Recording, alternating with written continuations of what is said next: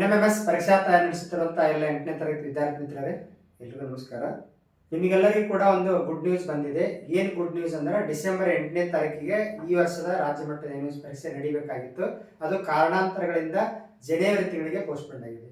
ನಿಮಗೆಲ್ಲ ಗೊತ್ತಿರುವ ಹಾಗೆ ಕೇಂದ್ರದ NCERT ಸೂಚನೆಯಂತೆ ನಮ್ಮ ರಾಜ್ಯದಲ್ಲಿ DSCRT ಅವರು KSEAB ಕರ್ನಾಟಕ ಶಾಲಾ ಪರೀಕ್ಷೆ ಮತ್ತು ಮೌಲ್ಯ ನಿರ್ಣಯ ಮಂಡಳಿಯವರ ಸಹಭಾಗಿತ್ವದಲ್ಲಿ ಕರ್ನಾಟಕ ಶಾಲಾ ಗುಣಮಟ್ಟ ಮೌಲ್ಯಾಂಕನ ಮತ್ತು ಅಂಗೀಕರಣ ಪರಿಷತ್ ಇವರು ಪರೀಕ್ಷೆಯನ್ನು ನಡೆಸ್ತಾರೆ. NMMS ಪರೀಕ್ಷೆ ನಡೆಸಿ ಅಂಕವನ್ನು ದಾಖಲೀಕರಣ ಮಾಡೋದು KSQAAC ಅವರ ಒಂದು ಕರ್ತವ್ಯ.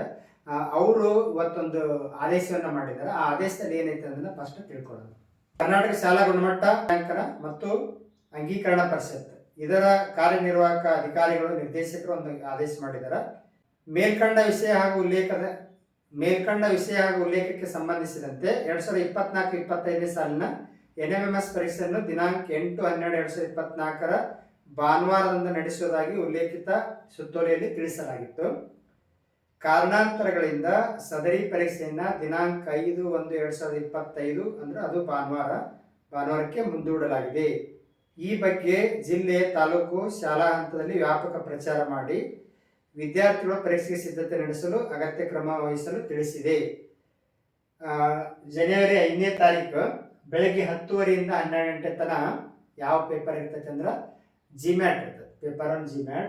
ನೆಕ್ಸ್ಟ್ 2ರಿಂದ 3:30 ಮಧ್ಯಾಹ್ನ, ಅವತ್ತೇ ಭಾನುವಾರ ದಿನ 5ನೇ ತಾರೀಕು 5/1/2025 ಭಾನುವಾರ ದಿನ ಬೆಳಗ್ಗೆ 10ರಿಂದ 12 GMAT ಪೇಪರ್ ಇರ್ತೈತಿ. ಅವತ್ತೇ ಮಧ್ಯಾಹ್ನ 2ರಿಂದ 3:30 ತನಕ SAT ಪತ್ರಿಕೆ ಇರ್ತೈತಿ. ಇದು ಹೊಸದಾಗಿ ಬಂದಿರುವಂತ ಆದೇಶ. ಬಹಳಷ್ಟು ಖುಷಿ ಪಡುವಂತ ಸಂಗತಿ. ಈಗಾಗಲೇ ಪರೀಕ್ಷೆ ಬಹಳ ಕಡಿಮೆ ದಿನ ಉಳಿದು ಅಂತೇಳಿ ಬಹಳಷ್ಟು ಹೆಚ್ಚು ವೇಗವಾಗಿ ನೀವು ಸ್ಟಡಿ ಮಾಡ್ತಾ ಇದ್ರಿ.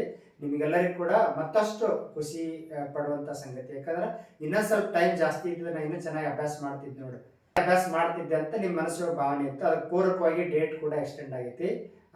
ಈಗ ಒಟ್ಟ ಅಭ್ಯಾಸ ಮಾಡಿಲ್ಲ, ನಾನು ಇನ್ನೂವರೆಗೆ NMMS ಅಂದ್ರೆ ಗೊತ್ತಿಲ್ಲರಿ, ಇನ್ಮ್ಯಾಗ ಸ್ಟಡಿ ಮಾಡ್ತಾನೆ ಅನ್ನೋರಿಗೆ ಕೂಡ ಅನುಕೂಲ ಆಗೈತಿ.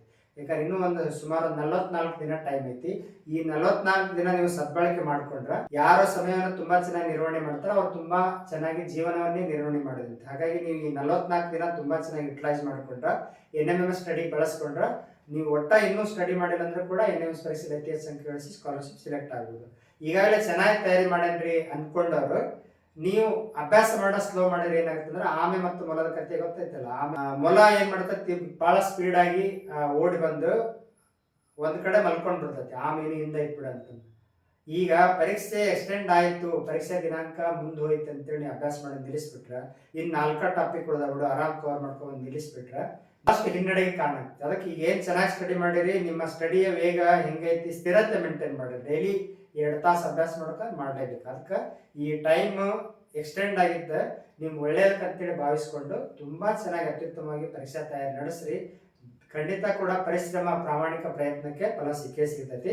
ಮೇಲಾಗಿ ನಾವು GMAT ಲೈವ್ ಕ್ಲಾಸ್ ಕೂಡ ಮುಗಿಯಕ್ಕೆ ಬಂತು. ಈಗ ನಮ್ಗೆ GMAT ಪೇಪರ್ ಅನ್ನೋದು ಆಲ್ಮೋಸ್ಟ್ ಒಂದು 26-27 ಟೈಪ್ ಮುಗಿಸಿದ್ವಿ. ಇನ್ನೊಂದು 10 ಆದ್ರೆ ಮುಗ್ದ ಹೋಯ್ತು.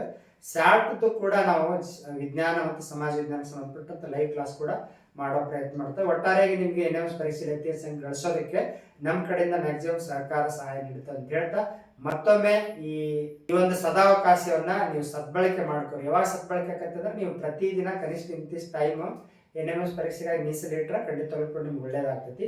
ಆ ಟೈಮನ್ನು ಸದ್ಬಳಕೆ ಮಾಡ್ಕೊರಿ. ಈ ಡೇಟ್ ಪೋಸ್ಟ್ಪೋನ್ ಆಗಿದ್ದು ನಿಮ್ಗೆಲ್ಲರಿಗೂ ಕೂಡ ತಿಳಿಸಿದೆ, ನಿಮ್ಗೆ ಗೊತ್ತಾಗಲಿ ಅನ್ನೋ ಕಾರಣಕ್ಕೆ ಈ ವಿಡಿಯೋ ಮಾಡಿದ್ದು. ಎಲ್ಲರಿಗೂ ಕೂಡ ಎಕ್ಸಾಮ್ಗೆ ಆಲ್ ದಿ ಬೆಸ್ಟ್, ನಿಮ್ಮ ಸ್ಟಡಿಗೆ ಆಲ್ ದಿ ಬೆಸ್ಟ್ ಅಂತ ಹೇಳ್ತಾ